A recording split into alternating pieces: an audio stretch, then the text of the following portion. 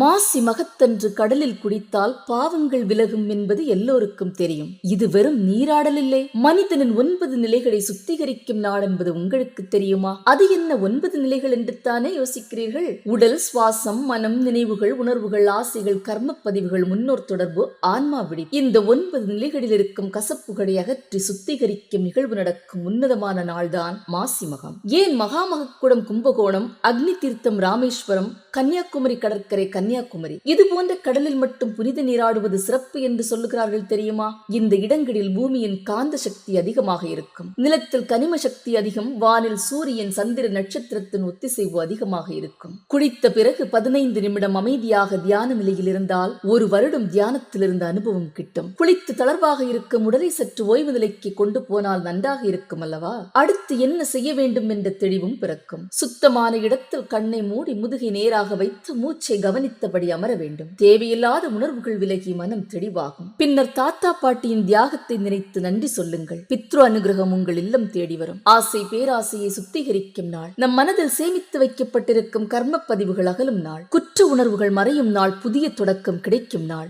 என் 9 நிலைகளும் தூய்மையாகட்டும் என்ற பிரார்த்தனையோடு மாசி மகத்தன்று புனித நீராடுவது சிறப்பு. நன்றி.